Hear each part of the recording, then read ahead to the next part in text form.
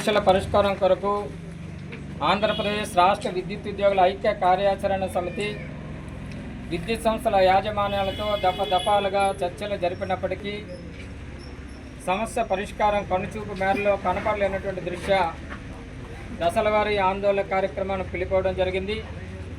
మూడో దశలో భాగంగా ఈ రోజు నుంచి రాష్ట్ర వ్యాప్తంగా ఉన్న 26 జిల్లాల్లో, ముఖ్యంగా తూర్పు విద్యుత్ పంపిణీ సంస్థ పరిధిలోని 11 జిల్లాల్లో ఈ రిలే నిరాధ్యక్షులు ఈరోజు ప్రారంభించినటువంటి నేపథ్యంలో వారికి సంఘీభావంగా యొక్క పాడేరు సర్కిల్కి రావడం జరిగింది. ప్రధానంగా ఉద్యోగుల చట్టపరమైన న్యాయపరమైన అంశాలు పరిగణలోకి తీసుకొని మా యొక్క సమస్యలు పరిష్కరించాలని దఫాలుగా యాజమాన్య దృష్టికి తీసుకొచ్చినప్పటికీ సమస్య సానుకూలంగా పరిష్కరించలేనటువంటి నేపథ్యంలో విధి లేని పరిస్థితుల్లో ప్రజాస్వామ్యబద్ధంగా శాంతియుత మార్గంలో ఈ యొక్క దశలవారీ ఆందోళన కార్యక్రమం చేస్తా ఉన్నాం. ప్రధానంగా ఈ సంస్థ సర్వతోముఖాభివృద్ధిలో పని గంటలు, పని దినాలతో సంబంధం లేకుండా ఈ సంస్థలో ఆశావాహ దృక్పథంతో పనిచేస్తున్నటువంటి పొరుగు సేవల సిబ్బందికి చట్టపరంగా దేశ సర్వోన్నత న్యాయస్థానం ఇచ్చిన తీర్పును అనుసరించి సమాన పనికి సమాన వేతనం చెల్లించాలని, అదేవిధంగా ఉమ్మడి రాష్ట్రంగా ఉన్నటువంటి ఆంధ్రప్రదేశ్ రాష్ట్రంలో తెలంగాణ విభజించబడిన తర్వాత తెలంగాణలో ఉన్నటువంటి పొరుగు సేవల సిబ్బంది అందరినీ కూడా మరి క్రమబద్ధీకరించి సంస్థలో విలీనం చేసి వారి యొక్క స్వాస్థ్యమైన ఉద్యోగికి ఇచ్చినటువంటి వేతనాలు చెల్లిస్తూ ఉన్నారు. అదే విధానాన్ని మన ఆంధ్రప్రదేశ్ రాష్ట్రంలో పనిచేస్తున్న పొరుగు సేవల సిబ్బందిని విద్యుత్ సంస్థలలో విలీనం చేసి సమాన పనికి సమాన వేతనం చెల్లించాలని ప్రధానమైన ఒక డిమాండు.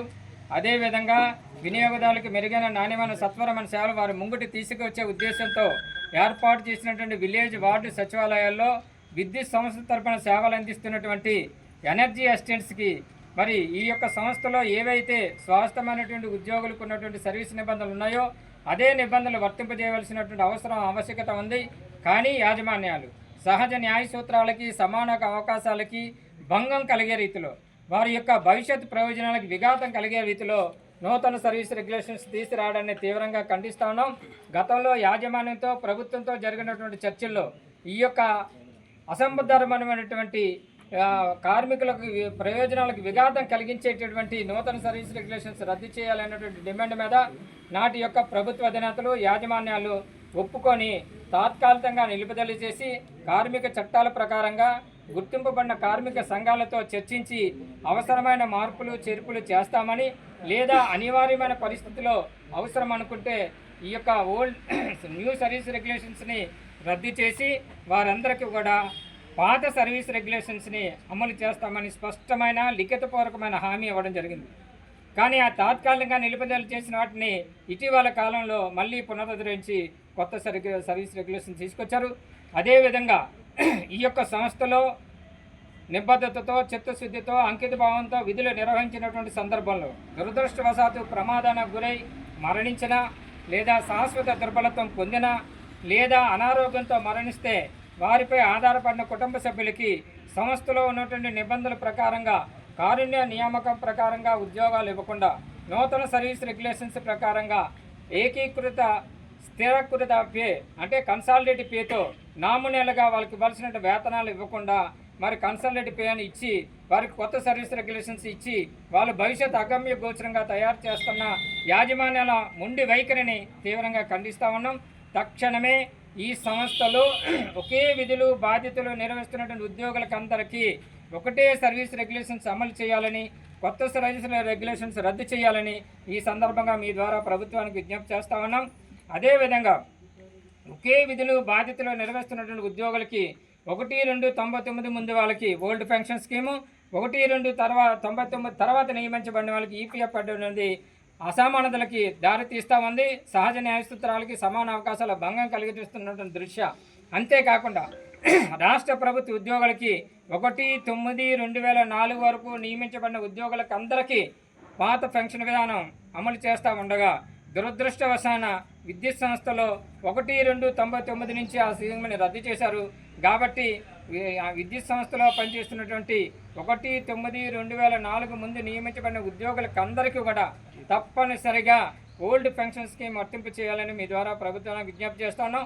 మా యొక్క సమంజసమైన ఈ యొక్క సమస్యల పరిష్కారానికి ఇటు యాజమాన్యాలు ప్రభుత్వం చేసుకునే సమస్య పరిష్కారం చేయనట్లయితే ఈ యొక్క దశల వారి ఆందోళనను ఉధృతం చేయడం ద్వారా మా ఉద్దేశం ప్రధానంగా వినియోగదారులకు మెరుగైన నాణ్యమైన సత్వరములు అందించడంతో పాటు వారికి ఎటువంటి అసౌకర్యం లేకుండా అన్నటువంటి ఉద్దేశంతోనే శాంతియుత మార్గంలో ప్రజాస్వామ్యబద్ధంగా ఈ యొక్క దశల వారి ఆందోళన కార్యక్రమం చేస్తూ ఉన్నాం. కాబట్టి వినియోగదారులకు మెరుగైన నాణ్యమైన సత్వరాల సేవలు అందించాలంటే పెరిగినటువంటి పని భారాన్ని ప్రాతిపదిక అదనపు పోస్టులు మంజూరు చేయవలసిన అవసరం ఉంది. ఆ యొక్క మంజూరు చేయకపోగా మరి ఈ యొక్క జిల్లాల నేపథ్యంలో కొత్త సర్కిల్ ఏర్పాటు చేసిన అదనపు పోస్టులు మంజూరు చేయలేదు. కానీ ప్రభుత్వం కానీ యాజమాన్యాలు కానీ ఎస్ఓపి నారమ్స్ అంటూ మరి సేవలలో జాప్యం జరిగితే ఆ యొక్క జాప్యానికి కారణమైనటువంటి యాజమాన్యాలు, ఎందుకంటే యాజమాన్యాలు అంటా ఉన్నాం మరి ఎక్కడ ప్రతి 1000 మంది వినియోగదారులకి సేవ చేయాలంటే స్వీపర్ నుంచి చీఫ్ ఇంజనీర్ వరకు 4 ఉద్యోగులు ఉండవలసిన అవసరం ఉన్నది. కానీ మన తూర్పు విద్యుత్ సంస్థలో ప్రతి 1000 మంది వినియోగదారులకి కేవలం 1.68 మంది ఉద్యోగులు మాత్రమే ఉన్నారు.